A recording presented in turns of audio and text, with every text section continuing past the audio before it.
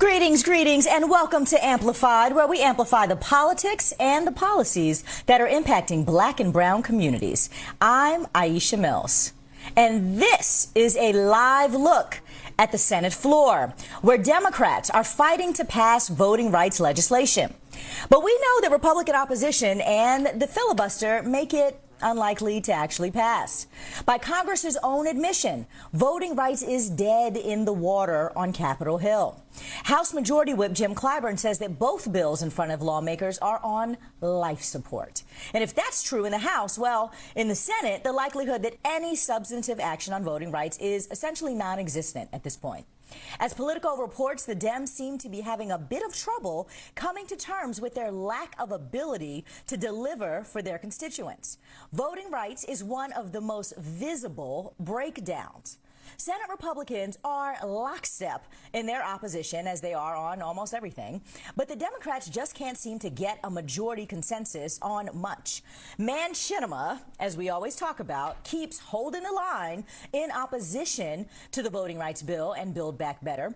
Debate in the Senate today was largely ceremonial as a last stand. It's mostly theater, frankly, to be blunt. But joining me now to talk about the Senate's last-ditch efforts on voting rights is Brakkton Booker, correspondent and author of the Recast at Politico. Great to have you back, Brakkton. Let's talk about today's debate.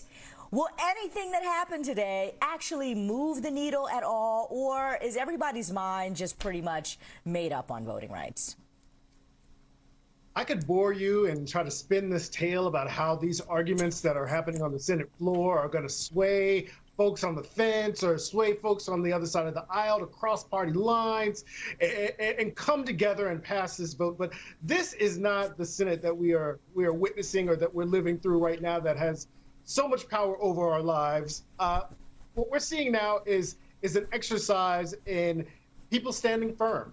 The numbers have not changed. No Republicans are going to cross party lines and help Democrats pass this bill that is so vital to their prospects of keeping control of the Senate and the House, really, later on this year in the midterms. And the two Democratic centrists, or moderates, if you will, are not seeming like they want to play games with their own party. So they've been seeking to buck the trend and not go along with what party leaders want and try to even have this carve out on the filibuster reform. I'm just so tired of calling these people moderates, because Joe Manchin and Kyrsten Sinema, they're not moderates, they're obstructionists. They are just managing to muck up and get in the way of everything pretty much Joe Biden wants to do with his administration, which is unfortunate. You know, all this is about process. I'm hearing now that Dems are hatching a plan that wouldn't change the Senate rules, which is what this whole debate has been about, getting rid of the filibuster. Instead, they're actually seeking a simple majority after letting the debate play out. So, I don't know, how do you think that might go down? And is anything being said in this debate that you think is fruitful, useful? Somebody gonna go viral? I don't know.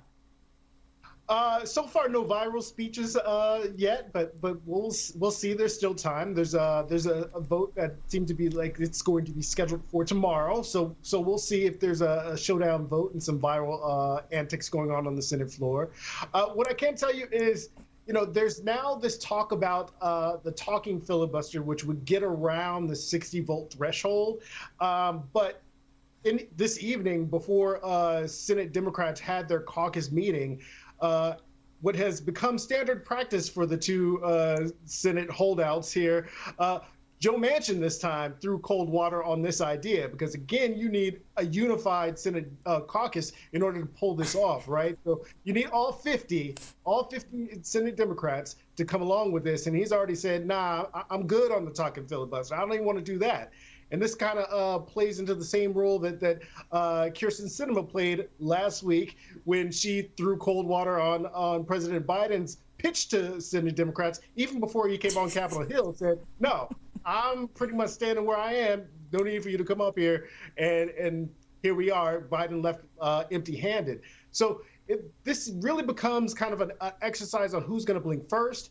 And this is really to show the base that there's an attempt in an election year to try to block what's going on or overcome what's going on in states with Republican legislatures that are making it much more difficult to vote. But if you don't have the votes, you don't have the votes, and it doesn't seem like any side is moving, whether or not it's the two Democratic holdouts or whether or not you can get 10 Republicans to cross party lines. It's just, nothing is really changing.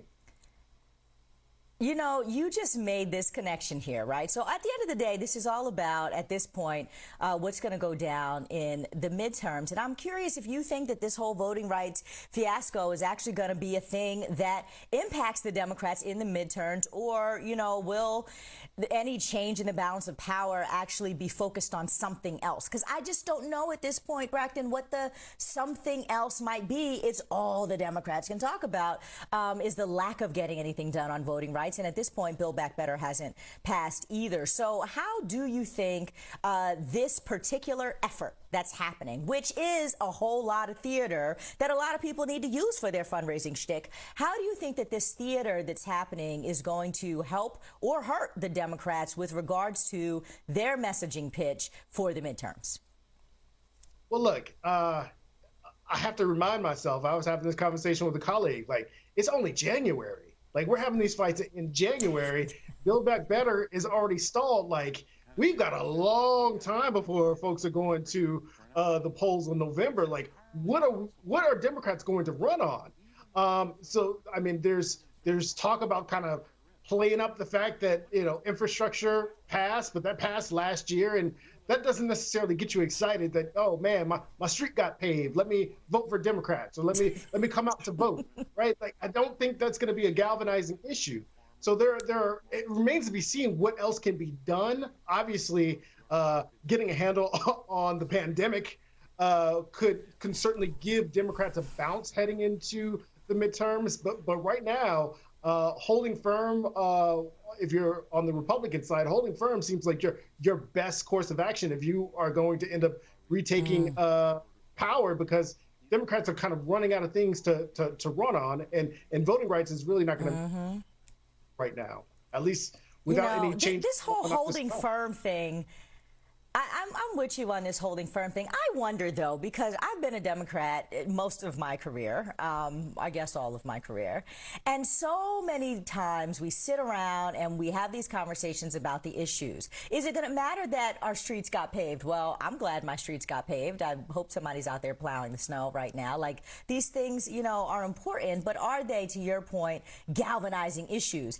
I just don't know that outside of health care, which Obamacare really was a wedge issue. Outside of that, I don't know that I've seen tangible policy issues that have made or broken a midterm fight in any real way.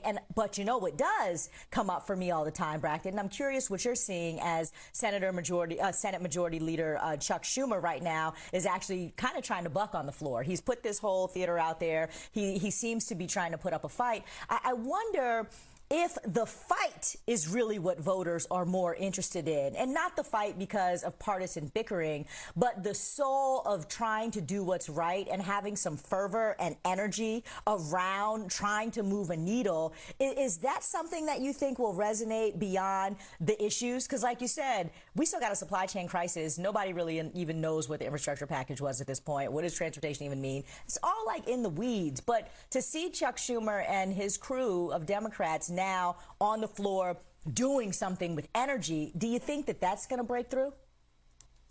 Well, yes. I mean, I think activists continually want to see something. And activists I spoke to in the last couple of days over the MLK weekend, they're saying, like, hey, this was a good start by Democrats. We could have seen this last year when all these state legislatures were starting their push to change voting laws on the state level. But yeah, you waited a long time. But like, I'm glad to see it's happening now. But this can't stop now. You can't have this fight say, oh, well, we tried, and then go on to something else. This has got to be a concerted push that pushes well beyond, even if this vote fails this week. You got to come at this again and again if it's really that important to what Democrats say is the important fabric of this democracy. And if you feel like democracy is at stake, then you can't give up in January on this vote. There's got to be other efforts to try to push and claw the voting rights bill onto the floor and get votes and try to convince people to change their minds.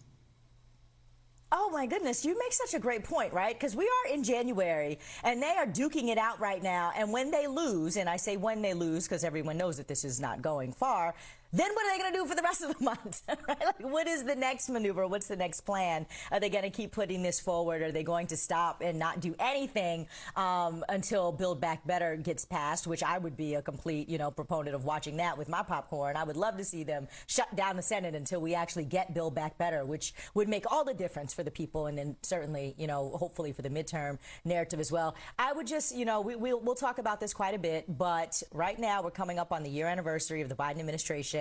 What grade would you give so far? It's certainly incomplete at this point. He came in with such high marks, right? He came in with such high marks, and I think at this point, voters who voted him in, Democratic voters, independent voters, were so happy to have someone who was not Trump come into office. But we see that with narrow majorities, how limiting presidential powers actually are. Like, he could sign some executive orders to get some things moving, but he touted himself as this great student of the Senate, someone who had been there nearly 40 years. But the Senate has changed since he left. I mean, he spent 8 years as a vice president, so he hasn't been kind of working and pounding the flesh in the Senate, at least in this current makeup. And certainly, I don't think he was prepared for how much Trump has shifted the Republican Party to the point where, man, nobody wants to cross party lines to do any work. So I think he really underestimated how far to the right the Republican Party went. So it's definitely I'm trying to figure out where there are some other tangible things that he could score some easy victories, but I'm kind of racking my brain and not really coming up with a whole lot right now. You are not the only one. Brakkton Booker, author of the Recast newsletter at Politico. Always great to get your take on all of this. Thanks for being here.